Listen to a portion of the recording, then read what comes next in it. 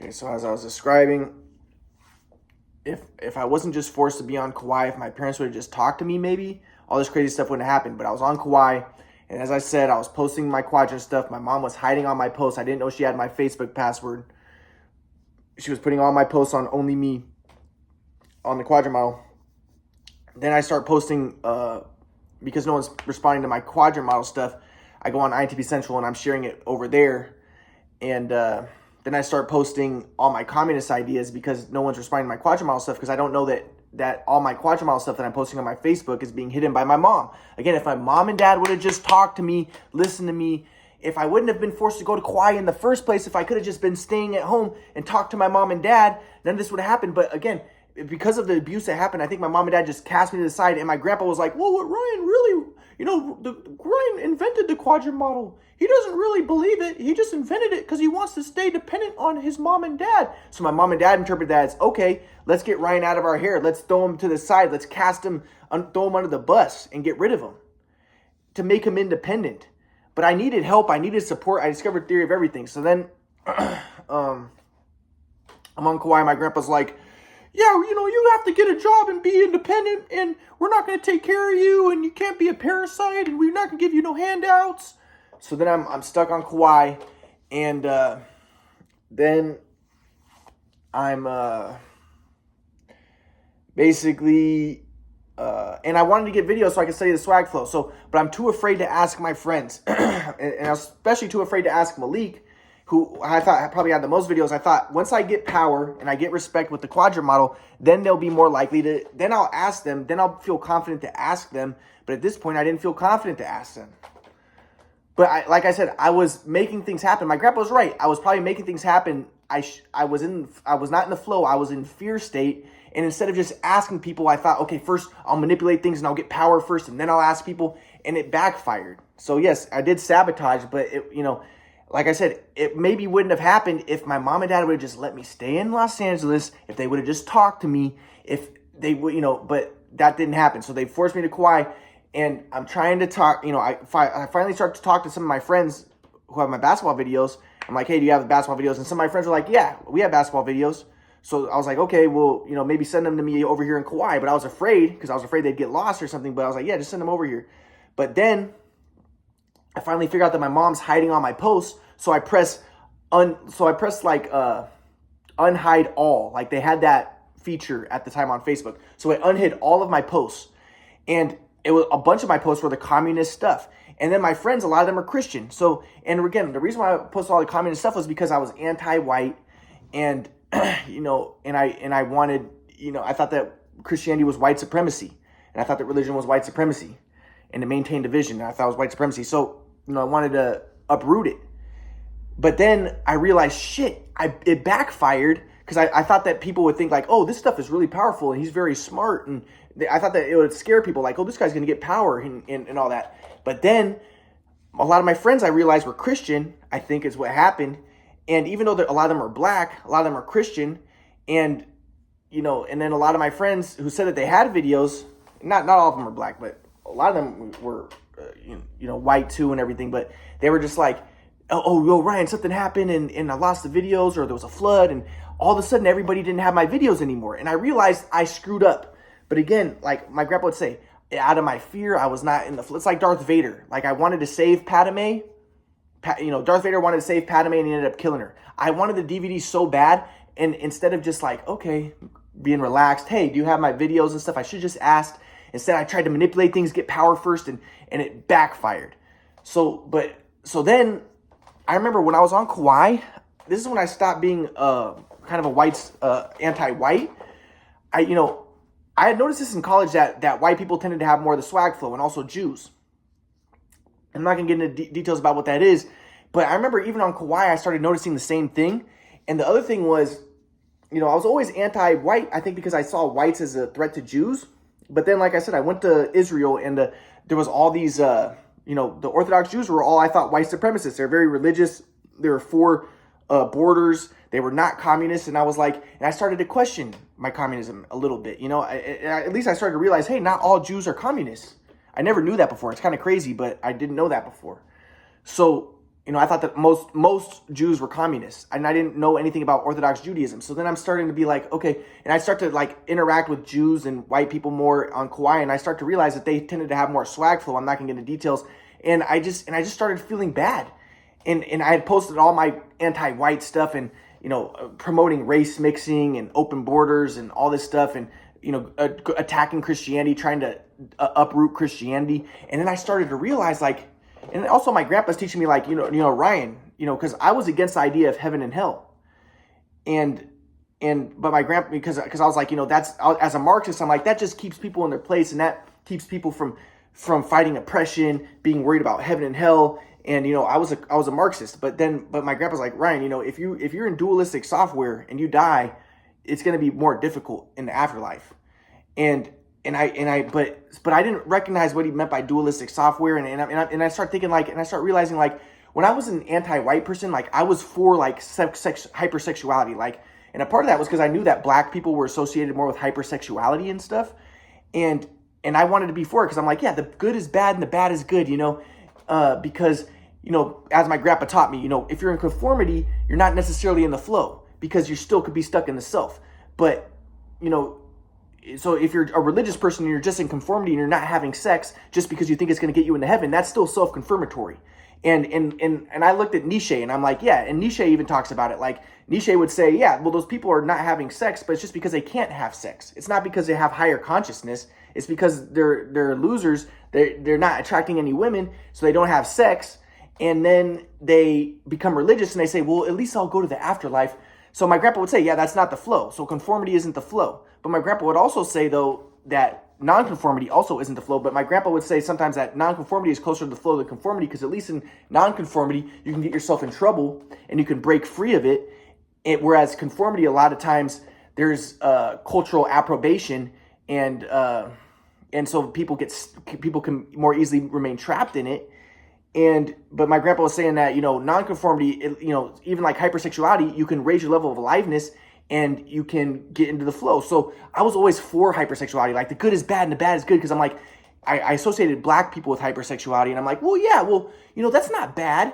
Even though the Bible says like they're not going to, people who are hypersexual will not go to heaven, right? But I was like, well, I tried to overturn or subvert everything. So I'm like, well, the Bible says that the Jews are the chosen people, and it says that the Jews don't believe. But the reason why the Jews are chosen people is because they don't believe, because belief is not the flow. Belief is conformity, and the flow is nonconformity, or nonconformity is closer to the flow. And so that's why the Jews are actually the chosen people, because they are not believing. And that's why God chose Adam and Eve, because he knew that they would not believe.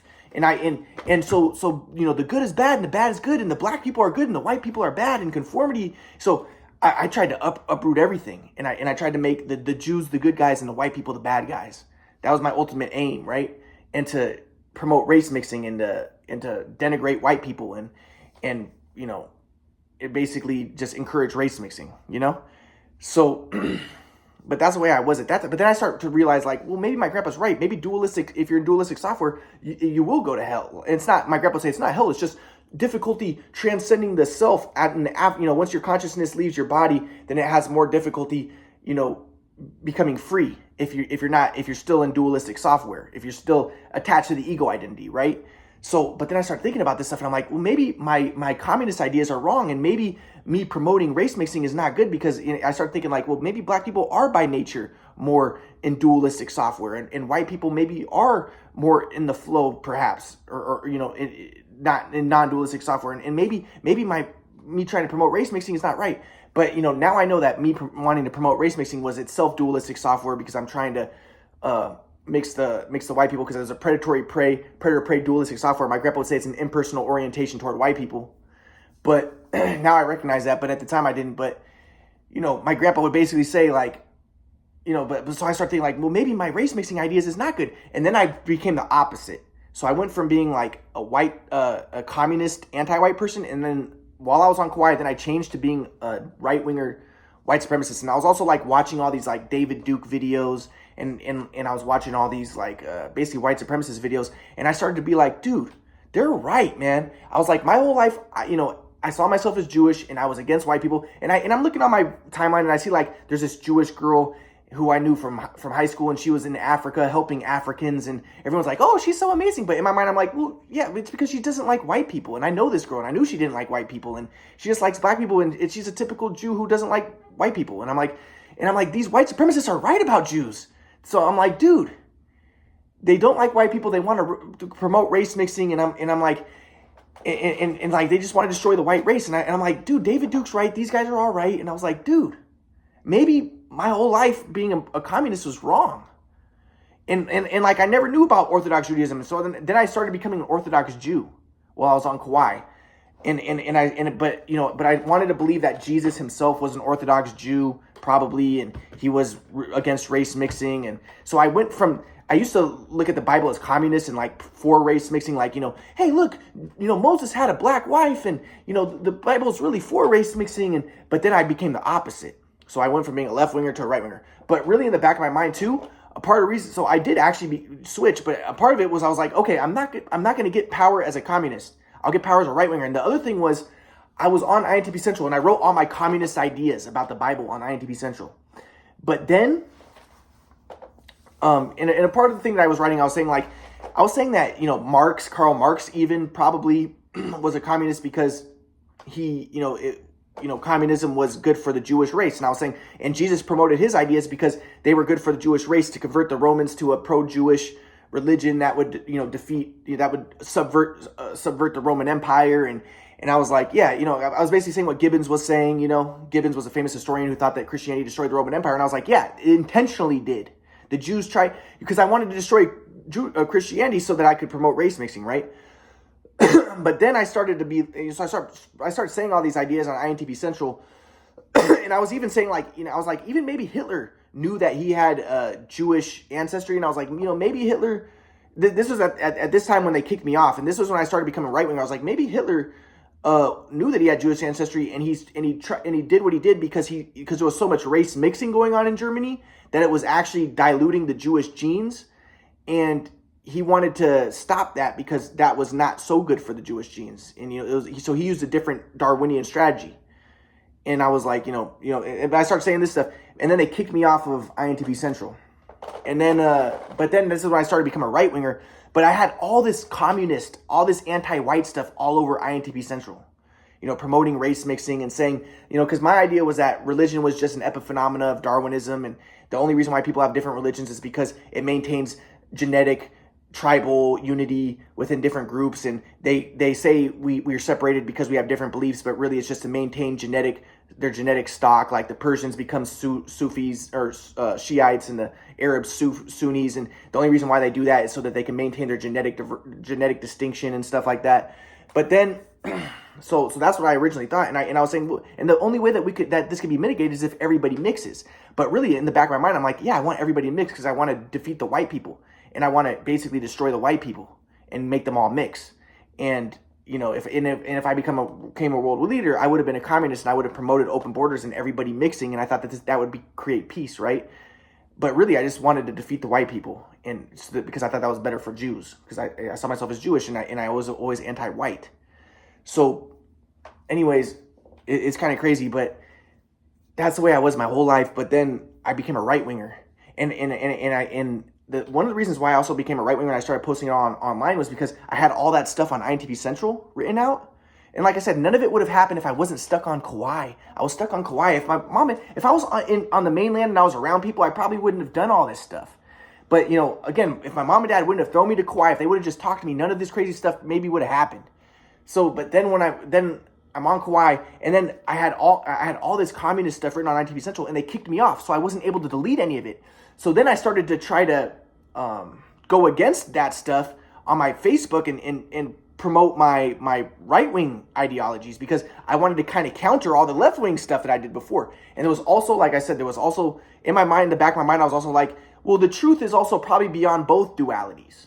So if I say like one duality on this way and the other duality on this way, the truth transcends both of them. So if on Facebook I'm a right winger, and on INTP Central I'm a left winger, the truth is beyond both. So I knew that, but also at the same time, I didn't just do that because I was trying to like prove some like metaphysical point. I really did become a right winger. And I started to like, I was studying David Duke. I was even studying like Meir Kahan, who was a right winger Jewish guy. And he seemed to be against the race mixing and stuff. And I started to be like, dude, maybe my promotion of race mixing is wrong, dude. And so I became the exact opposite. And I started to really think like, yeah, there is an anti-white agenda going on. And I was like, dude, this is wrong. It's not cool. So I went on the complete opposite side of the spectrum. I became a complete, a right winger, like a radical right winger. And I started posting all my right wing ideas, and I tried to pretend like I was never a communist before. I was like, I was never a communist. I was just being funny, and I was never really serious. I've always been a right. So then I started becoming like pro-white and pro-upper class and pro-man, like anti-feminist, and I was basically became a extremist right winger. But like I said, another one of the main reasons why was because I started talking to my friends, and I'm asking them like, dude, do you have my basketball videos? And they're all saying no. And I'm thinking to myself, again, if I wasn't on Kawhi, if my mom and dad would just help me, talk to me, and maybe if they would have helped me get basketball videos, none of this would have happened. But I'm talking to my friends about my basketball videos, like, hey, do you have my basketball videos? Then they're saying no. And then I'm like, okay, well, maybe because I was a communist and they didn't like that. So I'm like, okay, well, now I'll get power as a right winger. And once I get power, I'm going to ask them for my videos. If they don't have it, I'm going to get them. Because I still, in my mind, I was like, okay, I'm still going to go to Israel. I'm going to become the Messiah. I'm going to be seen as the Messiah. And I'm going to get an army behind me. And then I'll ask them, hey, do you have my videos? And if I know that they're lying to me, I will have an army. I will have them arrested, and I will get my videos. That's the way I was looking. But again, my grandpa would say, Ryan, you weren't in the flow. I was not in the flow. I was in fear. I was trying to make things happen. I should have just asked people from the beginning. But at this point, everything spiraled out of control. And I really wanted my basketball videos because I wanted to study the swag flow. So, and again, this was in my mind for years. It's been in the back of my mind. It was an obsession for years. I wanted to get my basketball videos because I lost the swag flow, and I wanted to study it. So I'll get more into this. But anyways, yeah, so then I start writing all my right-winger ideas, and I'm thinking I'm going to try to get power in that vein as a right-winger. And I really went from being my whole life a communist, leftist, anti-white, and I became a right-winger, pro-white in 2013. And and like I said, like I was looking at my friend Malik on my Facebook, and I wanted to just ask him like, hey Malik, do you have my basketball videos? But in my mind, I was like, I can't ask him yet. I first have to get the power, and then I'll ask him, because I was too afraid to just ask, because I thought he might say no. And then at this point, like I said, everything spiraled out of control. And at this point, I'm like, well, what if I ask him now and he thinks you're crazy? And I'm like, I just want my basketball videos so bad, And I sabotaged things. I should have just asked, but I was too afraid. And I tried to make things happen. And again, I don't want to be too hard on myself.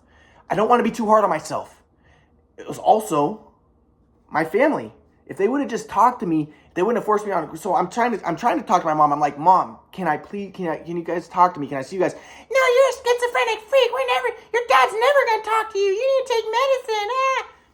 So, and I'm like, can I please come back to Los Angeles? My mom's like, no, you're never allowed. If you come back, we're going to make your life hell. I ended up going back to Los Angeles because my grandpa moved back to Los Angeles and he started living in Malibu. So I went with my grandpa.